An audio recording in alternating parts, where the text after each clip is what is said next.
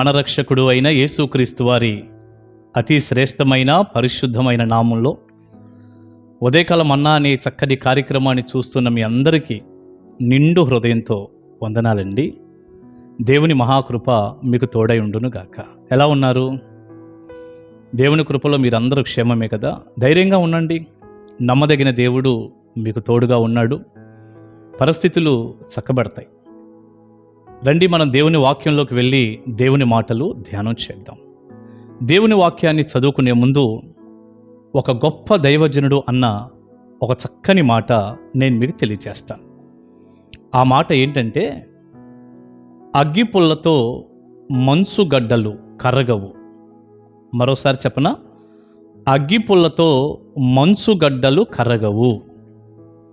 ఈ చక్కని మాట పలికినటువంటి దైవజనుడు ఎవరు అంటే లియోనార్డ్ రెవెన్హిల్ అనేటటువంటి గొప్ప దైవజనుడు. గత కాలంలో అమెరికా అద్భుతమైనటువంటి సేవ చేసిన దైవజనుడు, చాలా మండుతూ ప్రకాశించినటువంటి దైవజనుడు. నేను ఆయా సమయాల్లో చెప్తూ ఉంటాను, లియోనార్డ్ రెవెన్హిల్ అనే ఈ దైవజనుని యొక్క బుక్స్ కనుక మీకు దొరికితే అస్సలు వదిలిపెట్టకండి, అస్సలు వదిలిపెట్టద్దు. ఆ గొప్ప దైవజనుడు రాసినటువంటి పుస్తకంలో ఒక సందర్భంలో ఈ మాట పలికాడు: అగ్గిపుల్లతో మంచుగడ్డలు కరగవు. నిజమేగా? అగ్గిపుల్ల వెలిగించి ఆ వేడి పెడితే మంచుగడ్డలు, మంచు పర్వతాలు ఏమన్నా కరిగిపోతాయా? అగ్గిపుల్ల వేడికే మంచు కరిగి నీరుగా మారిపోయిద్దా? అలా జరగటానికి వీల్లేదుగా. దానికి కావలసినంత వేడి కావాలి. మంచు కొండలు ఎలా కరుగుతాయి? మంచుగడ్డలు కరగటానికి కావలసినటువంటి వేడి ఎంత అంటే, ప్రియులారా, నేను ఒక చిన్న మాట చెప్తాను. గాలి యొక్క ఉష్ణోగ్రత బాగా పెరిగినప్పుడు సూర్యరశ్మి, గాలి లేదా ఇతర వనరుల నుండి వచ్చేటటువంటి వేడి వల్ల, ఉష్ణోగ్రత పెరిగినప్పుడు కానీ, సూర్యరశ్మి వలన కానీ, గాలి లేదా ఇతర వనరులు వాటి నుండి వచ్చే వేడి వల్ల మంచు కరగటం మొదలవుతుంది. అవును, విపరీతమైన వేడి కావాలి దానికి. గాల్లో, సూర్యరశ్మిలో లేదా ఇతర వనరులు ఏదైనా సరే భయంకరమైన వేడి పుడితే తప్ప మంచుగడ్డలు, మంచు కొండలు కరగవు. కేవలం ఒక అగ్గిపుల్ల వేడితో మంచుగడ్డలు ఎలా కరుగుతాయి? నిజంగా గొప్ప మాటే కదా. ఈ దైవజనుడు అసలు ఏ సందర్భంలో అది చెప్పాడు? లేక అసలు ఈ అగ్గిపుల్ల, మంచుగడ్డలు కరగవు, విపరీతమైన వేడి కావాలి అని మనం ఎందుకు అనుకుంటున్నామంటే, ఈ లియోనార్డ్ రెవెన్హిల్ అనే దైవజనుడు అండి, ఆయన పుస్తకాలన్నీ చాలా అగ్నితో ఉంటాయి. ప్రార్థనా జీవితం మీద ఎక్కువ బుక్స్, దాదాపు ఆయన పుస్తకాలన్నీ ప్రార్థనా జీవితమే, భక్తి జీవితం, ఎక్కువ ప్రార్థన, విజ్ఞాపన మీద ఆ పుస్తకాలు ఉంటాయి. ఆ దైవజనుడు ఈ మాట చెబుతూ అక్కడ ఏ సందర్భంలో చెప్పాడై అంటే, ఏదో అగ్గిపుల్ల వేడిలాగా చిన్న చిన్న ప్రార్థనలు, నామకార్థ ప్రార్థనలు, ఏదో ఉపయోగం లేనటువంటి ప్రార్థనలు, ఏదో చేయాలి కాబట్టి 2 మొక్కలు చేశాము, రాత్రి పడుకునేటప్పుడు ఒక మొక్క చేసాం, లేకపోతే లేచిన తర్వాత ఒక మొక్క చేసుకొని వెళ్ళిపోయాం, లేకపోతే ఆ గోడ మీద తగిలించినటువంటి ఆ క్యాలెండరు, ఆ వాక్యం ఏదో గబక్కన చిన్న మొక్క చదువుకొని ఒక మాట ఏదో కళ్ళు మూసుకొని అనుకొని వెళ్ళిపోయి నేను ప్రార్థన చేశాను అనేటటువంటి భ్రమలో క్రైస్తవులు ఉంటారు కదా. ఇప్పుడు నేను చెప్పిందంతా ఆ దైవజనుడు చెప్పకపోయినా, ఆ దైవజనుడు చెప్పిన సందర్భం అయితే అదే. అగ్గిపుల్ల వేడి లాంటి చిన్న చిన్న ప్రార్థనలు, ఒక నాసిరకపు ఉపయోగపడనటువంటి నామకార్థపు ఒక చిన్న ప్రార్థన నీ జీవితంలో పెద్ద పెద్ద కార్యాలు జరగటానికి ఏమీ కారణం అవ్వదు.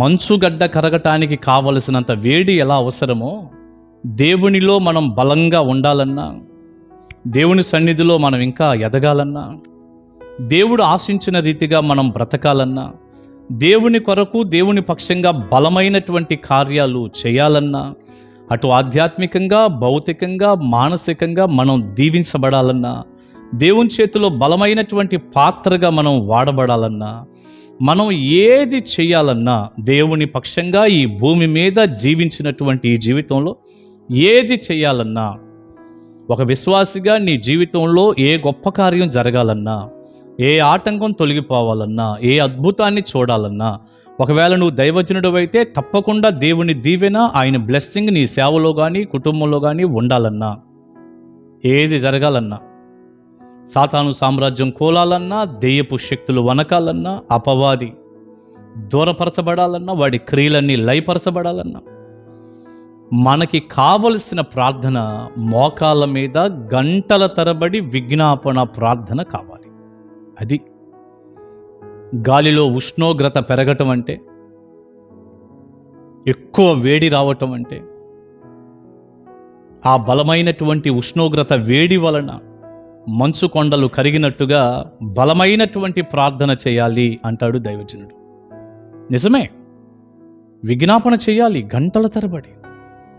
ప్రియులారా, దైవజనుడు ఒక సమయంలో అన్నాడు ఒక మాట, కనీసం రోజుకు ఒక 2 గంటలన్నా మనం ప్రార్థనలో గడపకపోతే మనకి ఎన్ని బిరుదులున్నా, ఎన్ని ఆశీర్వాదాలున్నా, భౌతికంగా ఎంత పేరు ప్రఖ్యాతులున్నా, ఏమున్నా సరే మనం దమ్మిడి విలువ చేయము అన్నాడు. దమ్మిడి విలువ చేయము అన్న పదం నేను వాడలేదు సుమా, ఆ దైవజనుడు వాడాడు బుక్లో. దమ్మిడి విలువ చేయము, కనీసం రోజుకు 2 గంటలైన దేవునితో గడపకపోతే ఎలా అన్నాడు. ఆయన పుస్తకాలన్నీ అలాగే ఉన్నాయి. నిజమే ప్రియబిడ్డ, నేను సూటిగా మిమ్మల్ని అడుగుతున్నాను ఈ ఉదయకాలం అన్నాలో, నువ్వు దైవజనుడివైనా, సేవకురాలువైనా, ముఖ్యంగా విశ్వాసివైనా, ఎవరివైనా ప్రార్థనా జీవితం ఉందా? కేవలం సేవకులకే ప్రార్థన అనుకుంటున్నావా? ప్రతి వ్యక్తి ప్రార్థన చేయాలి, ప్రతి ఒక్కరు అద్భుతాలు చూడాలి. దేవుడు బోలెడు కార్యాలు నీకు చేయాలని, నీ ద్వారా చేయాలని. రెండింటికి కూడా తేడా ఉంది. నీకు చేయాలి, నాకు చేయాలి, మన ద్వారా చేయాలి అనేకులకు. దీనంతటికీ మూలం ఏంటంటే ప్రార్థనే, బలమైన ప్రార్థన. నువ్వు చేస్తున్నావా? మరి దేవుని మందిరానికి వచ్చి కనీసం మొరపెట్టడం కూడా, ఉపవాస ప్రార్థనలో, ఆరాధనలో గడపటం కూడా కష్టమైపోయి ఎండిపోయిన ప్రజలను చూస్తున్నాం ఈరోజు. మోకాళ్ళ మీద పడి కాళ్ళు కాయలు కాసేటట్టుగా దేవుని పాదాలు పట్టుకునే వారిని ఎంతమందిని చూడగలుగుతున్నాం? ప్రియబిడ్డ, నేను చాలా త్వరగా ప్రార్థన చేసే ముందు ఒక చక్కని మాట చెప్పనా. గంటల తరబడి ప్రార్థన చేయండి, ఎక్కువగా ప్రార్థనలో, దేవుని వాక్య ధ్యానంలో గడపండి. బలమైన ప్రార్థన బైబిల్లో చేసిన భక్తులు ఉన్నారుగా. ప్రభు అయిన యేసుక్రీస్తు వారే మనకు మాదిరి. ఇక అంతకు మించిన మాదిరికి ఎవరు ఉండరు ప్రపంచంలో. యేసయ్య గెత్సెమనీ తోటలో ఎలా చేశాడు? చెమట రక్తంలాగా బయటకు వచ్చిందంట. ఎంత ఆతృతగా, వేదనతో చేశాడో చూడండి. ఆయన మామూలుగా కూడా ప్రార్థన ఎప్పుడు కూడా గంటలే, రాత్రంతా ప్రార్థన చేయటం, ఇంకా చాలా చీకటిగా ఉన్నప్పుడే కొండకెళ్ళి ప్రార్థన చేయటం, ఇవన్నీ బైబిల్లో ఉన్నాయిగా. మరి ఎంత మాదిరి? సరే, ఒక వచనం ఇలా చదువుదాం. యబ్బోకు రేవు దగ్గర యాకోబు ఎలా ప్రార్థన చేశాడండి? యబ్బోకు రేవు దగ్గర యాకోబు ప్రార్థన మనకు తెలుసుగా. ఆ సందర్భాన్ని హోషియా తన గ్రంథంలో 12వ అధ్యాయం 3వ వచనంలో ఇలా రాశాడు. తల్లి గర్భమందు యాకోబు తన సహోదరుని మడిమను పట్టుకొనెను, మగసిరి కలవాడై అతడు దేవునితో పోరాడెను. ప్రియులారా, ఈనాడు చాలామంది మేము మగాళ్ళం అంటూ అసలు ప్రార్థనే లేకుండా మందిరానికే సరిగా రాకుండా తిరుగుతుంటారు. ఆడపిల్లలే నయం అనిపిస్తుంది. నిజంగా మగసిరంటే రోడ్లమ్మటి తిరగటమో, సమయాన్ని వ్యర్థపుచ్చుకోవటమో, చెడ్డ స్నేహంతో అటు ఇటు కాలక్షేపం చేయటమో, పాపానికి చోటీయటం కాదండి. యాకోబు గురించి రాయబడింది ఇక్కడ, అతడు మగసిరి కలవాడై దేవునితో పోరాడాడు. అతడు దూతతో పోరాడి జయముందెను. అతడు కన్నీరు విడిచి అతని బతిమాలెను. బేతేలులో ఆయన అతనికి ప్రత్యక్షమాయెను. ఎంత చక్కని మాట అండి, ఎంత చక్కని మాట. అక్కడ ఆయన మనతో మాట్లాడాను. ఎంత చక్కని మాట, ఎంత బలమైన ప్రార్థన అండి. అందుకే యాకోబు అంత బలమైన ప్రార్థన చేశాడు కాబట్టి యబ్బోకు రేవు దగ్గర దైవ కార్యాన్ని చూడగలిగాడు, దేవుని సన్నిధి అనుభవించాడు. బలంగా ప్రార్థించిన వాళ్ళందరూ కూడా గొప్ప కార్యాలు చూశారు. యాకోబు ఇశ్రాయేలుగా మార్చబడ్డాడు. ఎన్నో బ్లెస్సింగ్స్.